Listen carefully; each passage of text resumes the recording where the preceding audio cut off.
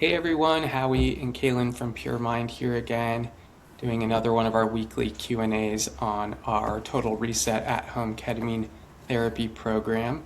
So for those of you that are in the program, we're going to be answering the questions that you've submitted, as well as questions that we've had in our own personal coaching calls. And if you're watching this somewhere else, we're really excited to get to share this with you because we're really here to serve in general. And if you're working with this medicine, sometimes different things can come up. So hopefully we can shine a light and some perspectives on what's going on. And we don't have a ton of time today, so do we want to just jump into it, Kaylin? Yeah, let's go ahead and get started. So, the first question asks, why do some people receive the insight but never become the person who can live it? This is a great question. Absolutely. And insight's super powerful. It's kind of like becoming aware of something. And Kaylin and I talk a lot about awareness. It's without awareness, it's kind of hard to make change. So oftentimes that's the first step. So awareness or insight. But actually translating it into your day to day can be more challenging. So I would say the first thing is not putting this expectation that you need to make these really dramatic changes as quickly as you might receive an insight. Because your awareness can kind of wake up in a moment. But to actually land that in the body, because the body's lived its whole life a certain way, can take a little more time. So instead of thinking like, I need to land this insight instantaneously, giving yourself a little more grace to make compounding changes, so small changes over time. And when you reflect back, like, wow, I've really changed, but it might happen in a more subtle way. Yeah, I love that. And I agree 100% with what you said. And I think too, there's a lot of people that do rely on insight and, they seek medicine work because they want these, profound downloads or mystical experiences. But what we have to remember is that alone isn't enough to change our lives. And I kind of think of like the insights that we receive as almost like opening different doors or pathways for us to walk through. But we still have to actively choose to walk through them. And what this looks like on a practical level is who you're choosing to be and what you're choosing every day. So, like how we said, those compounded changes. You don't have to, drastically change your life like this, but what's one thing that you can begin to add in or even take away that can get you closer to what you desire to experience, right? So, if you want to really become the person who is living what you're downloading or these insights that you have, it's looking at how you can begin taking those steps and making those choices every day that take that energetic vote for yes, this thing, this is who I want to be, this is who I want to experience, and actively choosing it, right? Because I'll say this and I will die on this hill. Like with awareness comes choice, and with choice comes power. But like you have to have the three of them to really integrate real lasting change in your life. Absolutely. And just to piggyback on that, like if you want to simplify it, like how do you take an insight and actually translate it into action? Because that's really what we're trying to do. I think the more you can take the moral, like personal failure part out of it, take the pressure out of it, the easier it can become. So let's say you had a perspective shift about the way you are in your relationship. You're kind of like, geez, I'm really a jerk. Like some of the time, like I don't want to feel like that. Well, like, what's something simple I could do as an experiment to maybe start demonstrating more love and support in my relationship? So if you treat it like an experiment rather than some like highly pressurized final verdict about who you are. So like instead of doing this, I'm going to replace it with this. So instead of lashing out, maybe I'm going to be more proactive about how can I be supportive in this relationship. So just taking it more like an experiment creates a little bit of space so that you're not taking everything so personally if you're not able to make the changes right away. So experiments can be fun. They can be interesting. You're getting feedback from life. It's not a pass fail in terms of who you are as a person. So I found that to be helpful too, to kind of speed up the process of change. Yeah. And like to your point, like the experiment is going to give you like a feedback if this new way of being choice is in alignment for you, if it gives you life, if it gives you energy. So I think that's great advice. And I know you're going to love this next question. And it ties into this beautifully, but what if your patterns are stronger than your preferences? Great question. And sometimes we can get confused with preferences and the patterns that we're living, like one's right and one's wrong. Like our preferences are right, and if I'm getting what I don't prefer, then somehow there's something wrong happening. So I think the first thing is to really honor your preferences and your desires. What's wrong with wanting your life to be easy? What's wrong with wanting to be abundant or to have certain things? Like it's all okay. So I think honoring the preference, honoring the desire is really important because sometimes we can kind of be like, I should desire nothing or I should prefer nothing. That creates a loop of resistance that can be really challenging to break through. And at the same time, honoring the patterns. Like, this is what I've lived. This is what my body thinks it needs to do in order to survive. Same thing with my mind. So, thank you for holding down the fort this whole time. We've made it this far. So, I think we want to approach both with reverence and gratitude first and foremost so that we're not creating this internal conflict around preferences and patterns. They're both Yeah. okay. Secondly, you can start moving into presence over preference. So once you can get into a rhythm of really trusting life and trusting in yourself, your preference becomes less of something that is a pass fail, right, wrong. It becomes sometimes it's sunny and I like the sun, and sometimes it's stormy and I prefer the sun. But like, it's not a moral thing. It's not a personal failure if I'm experiencing a storm and I prefer the sun. So keep the preference, enjoy and celebrate when life matches what you want, but don't turn when life's not matching what you want into a failure. And if you can do that, that's presence over preference. Me staying in the moment is more important than getting what I want. Yeah, I love that. I will say too, I think this ties really beautifully into the first question because you have to realize, guys, that your patterns, right, are really connected to the subconscious. 95% of your behavior and the way that you show up every day is stemming from that place. So, so much of our patterns, it's not that we're actively choosing it, it's just kind of that default mode network. It's our autopilot. It's kind of the way that our body goes back to that baseline state. And again, it's not because our preference, but it's because it's known and familiar to us. So I think the first thing too, if you are noticing this and you're aware that, hey, I have these patterns that are going against my preferences, that's amazing because you're at the first step. You have awareness. You can't even shift something that you don't have awareness to. So you're already doing it by noticing. So I just want to kind of start there that like if you are noticing the pattern, that's a beautiful first start. And it's again, it's not to shame your patterns or make them wrong, but noticing where that certain pattern or behavior or way of being really influences how you show up and move through your day, right? Because when you can kind of tune into that a little bit more, it's easier to bring more presence to that moment and go, wait a minute, who do I desire to be? What is my preference? What would I rather be experiencing instead? Right? And the more moments and spaces that you can create that give you that opportunity of pause and choice, the more your preferences can become ingrained as that new way of being, right? As that new pattern that's wired through you, right? So I think too, like, if they're stronger in the beginning than your preferences, that's 1000% normal, right? Welcome to being human. But now it's about having that awareness, taking that pause, and then leaning more towards where life is pulling you and those preferences versus what's familiar and known to your body, nervous system, or identity. Exactly. And your body and mind, it's been through a lot. So everything it's holding on to subconsciously, like Kaylin mentioned, is really learned. It's not by accident. It's what was Yeah. necessary for you to make it to this point. So, like, we can be grateful for that. But we can also decide that's not relevant for where I am in my life. And it's more of a relevancy thing than like it's wrong to be that way.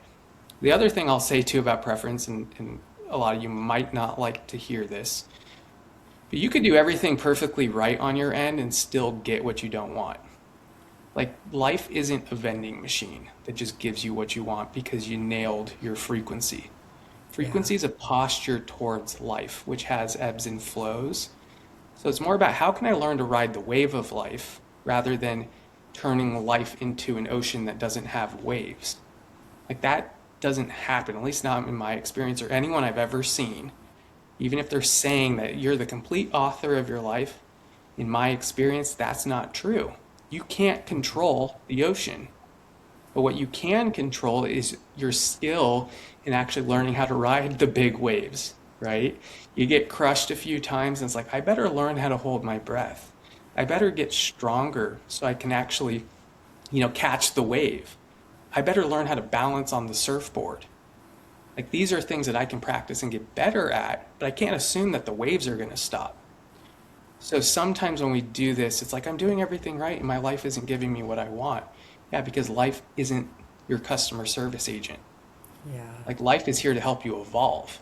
And if you're actually in balance, half the time it's going to be giving you what you don't want because it's balance. Half the time don't want, half the time I do want. That's the contrast that we're living in. But can you start to see that clearly? It's like even if I don't like it, I can still get skilled through this. So I think that we do have to own our side of the fence. We have to make sure we're taking care of ourselves. A lot of us aren't. How can we expect to ride a big wave if we're not even taking care of ourselves? It's not going to happen. So we have to take ownership there and be honest with ourselves, but also realize that that doesn't guarantee that life's going to be easy. That doesn't guarantee that life's going to match our preferences. This is where the surrender comes in. It's easier to surrender if you know that you're taking full ownership of what you do have control in. Mm-hmm. I love that. I feel like this is similar, but a little bit different flavor as well. Can your subconscious reject the life your conscious mind desires? I think to a degree that can be true. And again, I think it comes more from a basic level, though, not like this magical woo woo way of looking at it. Sometimes when we're running patterns of survival and we have a perspective around that, that I'm doing everything wrong, as an example, it can really kill our momentum in our life and it can pull us out of just taking care of the basics. So it's like, well, if I can't do it at my highest timeline, I just won't do it at all. So we kind of Yeah. throw in the towel completely versus like, okay, maybe the season I'm in right now isn't totally aligned with what I want in my life. That's okay, but this could be a season where I really learn how to take care of myself. So I'm Mm-hmm. still going to participate even if it's not matching my preference. So I do think there's a level of where we lose the basics because of our survival programming and the way we relate to it. But in terms of, is my subconscious going to derail me from just having a magical rainbows and unicorns life for the rest of it? No, because life has ebbs and flows. It has low tide, high tide. It has big waves and small waves. That part to me has nothing to do with your subconscious. And I know that's contrarian to a lot of the new age philosophy out there. In my experience, that hasn't been true. But the way you relate to the cycle is up to you. So you can have a perspective of even if I don't like it, I can still learn and grow from it. In fact, it'll probably be the place where I learn and grow the most. So we don't want to give all of our power away to an idea that if you haven't experienced it as truth in your own life over a broader view, then I wouldn't buy into it. So we got to take things a little more at face value. Otherwise, we're kind of escaping into a fantasy of what life is versus being in contact with reality. Yeah.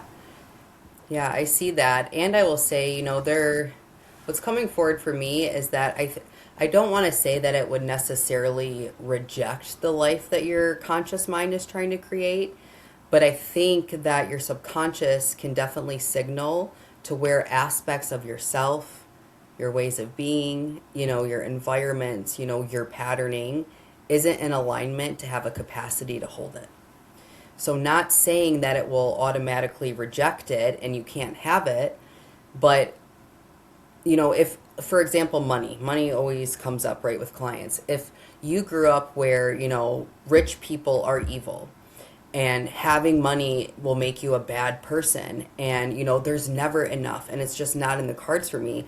If that is your subconscious patterning, that there's some underlying belief in the body that believes you stepping into the identity of a wealthy person is going to make you evil, wrong, or bad.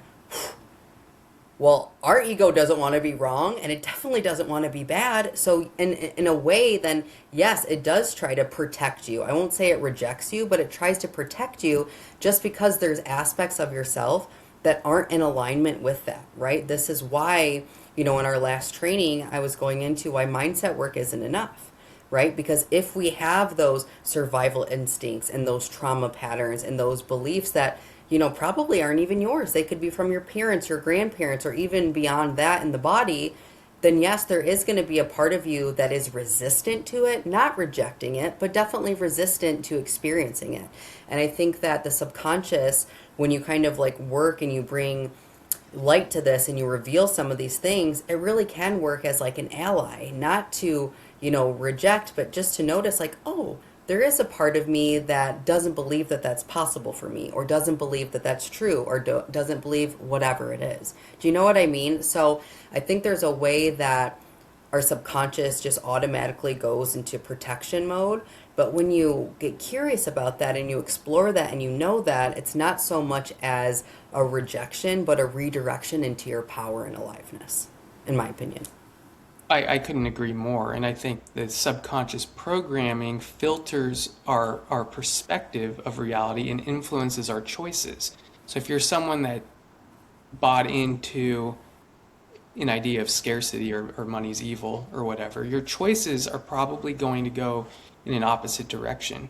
So in a Hmm. way, yeah, your subconscious is influencing your perspective and choices. So that's absolutely true. And once you become aware of that, you can notice like, all right, maybe I can become more open to money being okay, like money being something that is just a tool or an I, energetic exchange. I want to give an example of this Please, because yeah. this is just how deep like money programs run, right? Especially like for me, I grew up, my parents did not have a lot of money. Like they worked very hard to give me a beautiful life, but like we were not wealthy on any level. And, I noticed when I was little and we would go shopping, for example, my mom would instantly go to the clearance rack, right? So you have to think for 18 years, every time I went to the store with my mom, I thought, oh, we don't have money to afford anything other than something that's on sale or discounted. So I always have to go there. Well, as I've started this entrepreneurial journey over the last like 6 years and really like deepen into this, I realized where I still had some of those money stories where every time I would go to the store, I'd be looking for the on sale items, the clearance items, because I believed that's all that I could afford. Even though my bank account was telling me a completely different story, there was still something in my mind that said, I'm not worthy or I'm not capable of buying things that aren't full price, right? So it seems something that's so small, but like that shows up everywhere for you, where you shrink, where you take the bare minimum, where you play small, right? Where you grab, where just enough. I won't take more than I need. I can't have more, right? So I started noticing where that patterning shows up other places. And even like when I go to the store now, it's like a conscious effort where I won't go to the sales rack first. Nothing against a good deal, by the way. I'm not saying that, but I'm just saying my patterning was always to go for the deal, always to go for the cheapest thing. And now I'm like, oh, I value quality. I want to have nice things that make me feel a certain way and that, so on and so forth. So I think you get where I'm going with this, that there's a way that these patterns are sneaky and our subconscious is sneaky and it's showing up and kind of really kind of conducting your perception of reality and what you're available for and what you're worthy of receiving without us even being aware of it. So again, it's not that it's rejecting it, but there is resistance because there is a part of us that isn't in alignment yet with what that conscious mind says it wants to create. And if our subconscious thinks on some level that it's a threat or it's unsafe, it's going to make us bad, wrong, so on and so forth, then yes, we will block it from coming in 100%. Exactly. And I think that a lot of this idea around the subconscious or like scarcity versus abundance kind of lives in this binary zone of like one steady state identity. Like you're either in abundance or you're in scarcity. Yeah. I think everything just lives in the gray area. For Yeah. example, you could be like, I really love high quality stuff. I'm worthy of nice brands. Like that's something that I just like. Fantastic. And at the same time, it could be like, I'm also trying to build my business and build a margin around it. So I want to be more strategic with my spending. That has nothing to do, in my opinion, with scarcity or abundance. It's just being practical with Yeah. like, what are my goals and like, what do I need to do? I might have to make some sacrifices in a certain area if I want to grow this other area, and that's okay. It doesn't mean I'm sending out a signal of scarcity by being mindful about what I'm doing either. So I think it's multifaceted. Like we can't Hmm. bucket it just as one particular thing. Because using the scarcity example, it's like if you grew up shopping on the clearance rack or like money always being tight, a lot of people overcompensate by just going hell bent and spending out of control to try and balance out years and years of living in scarcity, which is equally imbalanced. So I think, yes, pulling yourself out of something that's really lodged in scarcity as like a fundamental subconscious belief and doing things that promote more abundance brings you to a balance point to where you can see clearly, like, this is what actually matters to me. I'm not doing this to overcompensate, but living in total scarcity is not balanced, but living in total free for all isn't balanced either. So it's like, what's the happy middle for me? And I think that's what we're actually looking to achieve with life in general, is this balance. And again, one other thing that I'll say, you could have all the abundance codes and be living like really deliberately in that way and still not be experiencing the manifestation of that externally. That's not punishment or a right versus wrong. You have to trust the season and the path to getting there. Hmm. So it's like that thing could be waiting for you in spring, but if you're in winter doing all the work to actually be able to hold that, it might not look like that right away. And so if we're going like, well, I must be sending off a signal of scarcity, it's like, no, you're not. It just takes time for things to percolate. You might have to learn some lessons along the way before you get there. So I just like to think of it as like, this is a journey. We don't have to do it perfectly. It's about balance. But yeah, getting back to the question, can your subconscious kind of sabotage you in a way? Well, of course, because it's a learned wisdom of your life and it's going to go with what's familiar, like Kaylin mentioned. Yeah. Let's go to the next one. Yes, please. Is the discomfort after a session regression that I'm experiencing or something else? I love this question. Absolutely not. None of it is a regression. Like this is you interfacing with life. So whatever's coming up is exactly what's needed to come up. You might not like it. I don't like discomfort. Does anyone? I mean, some people, I guess, enjoy it more than others. Personally, I'd like for it to be easy.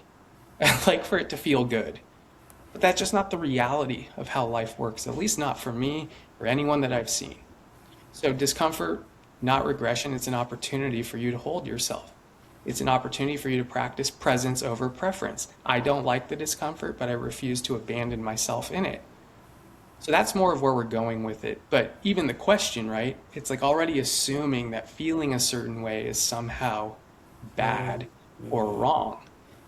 That's a very clear signal of how your orientation or posture towards life really is. You're still looking at it through the lens of good and bad versus this is what's here. I don't have to like it. Can I not abandon myself in it? So that's all I'll say on that one. Yeah, I love what you just shared. And I think what's coming up for me too is that it's not a regression, right? Like you have to understand the path doesn't look like this, right? It's not linear, it's not a straight line. And I think so much more of that feeling or that sensation that you may be experiencing is more about reorientation, right? Because so many times when we're working with altered states and doing medicine work or breath work, even, there's a lot of emotion, there's a lot of memory, there's a lot of just somatic imprints that really finally have this place to be witnessed and felt. And a lot of times that does look like, crying or feeling more frustrated or easily irritated after. And it's not that you're regressing or doing something wrong, it's just all this stuff that's been kind of like swept under the rug or buried beneath the surface really starts coming up to the front because you're at a place now that you are resourced enough to finally heal it and deal with it and look at it and not from the same level of consciousness that experienced the wound in the first place, right? And this does feel uncomfortable because for the first time in a long time, you're feeling again. And the biggest thing to do, again, like I love how when he's bringing in, like not labeling it as bad or this is good, right? And just allowing yourself to be present with what is. And, we notice this a lot in our coaching calls where everyone wants to, extract a meaning as to why they felt a discomfort or what this means. And sometimes, like, that alone is going to keep that sensation in this loop where it just keeps, kind of ruminating and going, where, like, body, I hear you. I'm right here. What do you need? What can I give you right now? We're safe, right? And just starting there, but to your question, like, absolutely no, it's not a regression. Think of it more as like a reorientation to like this energy, these insights and things. And like Howie said, it's not good, bad, right, or wrong. It's just simply information about your experience. And how can you relate to it differently from that lens, you know? And just to add to that, Kaylin and I were talking about it before we hopped on here. We revisit these areas of emotional discomfort, mental rumination, right? Like we're not beyond that. But what's cool about this journey is you can create more space around it. So you can let your mind have its moment where it's freaking out and doing survival math. You can let your body have its moment where it feels panicked or anxious or afraid. And it doesn't have to be a bigger problem than that. It's like body, you can believe it's a problem. Mind, you can believe it's a problem. But I'm not going to turn that into another problem. Like I'm just going to let that process happen. I'm going to let that unraveling happen. Because if you don't interfere with that part, these things kind of just blow over on their own. But when we're like, it's a problem that my body's feeling this way, it's a problem that my mind is reaching for safety. When we add a layer of resistance to that, like Kaylin mentioned, that's how we kind of create this looping where it seems like these things don't go away. But as soon as we're like, it's okay, mind, of course you're freaking out. It's okay, body, of course you feel this way. I don't need you to be different. I'm here. That's a much different posture. And that allows things to move more freely because you don't have extra resistance to it. I love that. I think we have time for one more. Let's see. What if integration is less about adding new habits and more about tolerating a new reality? It's an interesting one. That is a really interesting one. I think it brings up a really good point because sometimes we get into like, if I had a better habit, like somehow life would listen to me. Like if I Hmm. did things better, somehow life would like finally get the facts of my preferences and start lining things up. But I do think a lot of it is how can you learn to be more present with what is? Because the more you don't need things to change because you feel safe and stable within yourself, paradoxically, it just, like I just mentioned from the previous question, it creates less resistance to the natural rhythm of life. Yeah. So if it's like life's going to do life, my job is to be skilled enough, especially in the challenging moments, to not make life a bigger problem than it is. Yeah. So that's not always adding behaviors. Sometimes it's like I just got to be with my mind freaking out and my body being uncomfortable and letting that be okay. Because once they feel safe enough, it's like those new behaviors kind of show up on their own because you're no longer fighting life anymore. It's more clear what's supportive to you. So I Hmm. actually like starting there. If you're going to make behavioral changes, like we talked about before, making it really basic needs, water, good food, sleep, nature, things like that, but not trying to make real huge life overhauls, thinking that's going to get life to bend to your will. So when we talk about compounding, like we did before, yeah, fix those things that where there's obvious leakage, but also learn to stay with what life's serving up for dinner. And I do think that's going to help you a lot more in the long run. Yeah, I love that. And it's interesting too because I think people do have this concept that integration always means like doing or adding or this kind of like more kind of mentality. And not that those things aren't present sometimes, right, in integration. Everyone's kind of cadence and rhythm with it looks a little different. But for me, when I'm integrating, when I'm really thinking about like the frequency of integration and the embodiment of integration and what that it looks like really connecting one to the present, right? And also really anchoring into truth. And sometimes integration may look like, excuse me, like not adding new things, but subtracting things or starting to say no or setting boundaries, right? It's not about like adding all these new habits and things into your life, but it's how do I honor my authenticity? How do I honor my truth? And how do I connect to the presence in this moment and my aliveness? To me, that's integration, right?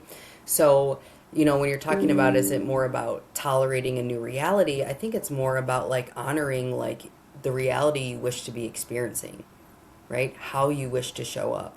What's true for you? Like I said, where can you start saying no? Maybe where can you start using your voice a little bit more? Maybe it's like so many people know like this thing, like maybe it's alcohol or maybe it's whatever that isn't serving you, but there's a part of you that keeps choosing it. So maybe integration looks like finally being courageous enough to honor the part of you that knows the way to go. Do you know what I mean? Um, so I don't know if that's helpful or not, but I think integration is anything that brings you closer to your truth because truth is the most powerful frequency in the universe. And if you're constantly connecting to that place and honoring alignment, you're always going to be heading in the right direction. I couldn't agree more with all of that. And I think saying no totally, like that's something that's huge for boundaries and protecting your energy. And sometimes you're doing the same things, but you're doing them differently. You're doing Mm-hmm. things more mindfully or intentionally or really choosing them. For example, you might be laying on the couch all day, but you're fighting it the whole time. I should be doing something else, right? Like, why am I not being productive? Versus, I choose to rest today. And if that's laying on the couch, that's what I choose because that's what my body needs. You might look the same to someone watching, right? You're just laying there. But the internal landscape's totally different. One's resisting it because they think they should be doing something different, and one's actively choosing it because their body needs rest. So sometimes it looks Yeah. the same on the outside, but the internal's different. So the behavior is actually different. Yeah, something that's coming up, my shaman taught me that I always keep close to my heart is it's not always about what you're doing, it's how you're doing it, who you're being while doing the doing. And like, it's so perfectly to your point, right? Like, I think about it too, like something as silly as doing laundry. Like, I have 3 kids, you guys. Like, laundry goes bananas in my house, and there's a part of me that's just like, ah, every time I go to the laundry room. But I could either be cursing under my breath about these kids and all their clothes and I got to do, you know what I mean? And like make it such a miserable experience. But at the end of the day, I still need to do the laundry, right? So instead, I turn on my favorite jams and I blare them loud and I bring all of it into the living room and I kind of dance while I'm folding the laundry. And I'm still doing the laundry, but how I'm doing it and who I'm being is the difference, and that changes the experience of it. And I think that's so, so important. If you took that one little nugget today and integrated it and Yeah. ran with that, that would be enough, y'all. So we'll That mic it up. example's so perfect. It really is. It's like, how can I make this more fun? And if you Yeah, absolutely despise it, like there is no way I can do laundry and make it fun, then well, maybe the option's like, well, can you hire someone to help you with it? yeah, Like if you really can't do it, right? Like so you got to get creative with the chores and the things that maybe just feel mundane and boring and not fun and incorporate things that make it more exciting. A lot of yeah, this stuff's really practical, but we just don't do them for yeah. whatever reason. So make the things you got to do more fun, make it more exciting. I love that example, and I think it's a really good place to leave off. Definitely take that one nugget away with your day-to-day stuff. That's like the best form of integration. You're doing the laundry, but you actually made it fun for yourself, or the most fun it could be, Yep. right? So, love that point. Is there anything else you wanted to add before we sign off? No, just to anyone who is interested in exploring this work, we would love to invite you into our space. This is kind of just like a sneak preview of what gets to happen in our private community for those of you who are watching on YouTube. But we are constantly, finding ways to create a safe space where you feel supported and held, a sense of community and belonging. So if you're looking for a place to really be held as you do the deep work, we would love to invite you to come join us. So. Absolutely. And thank you, Kaylin, for your time, and thanks for everyone for tuning in. And we will see you next week with the transmission. Talk to y'all Bye. later.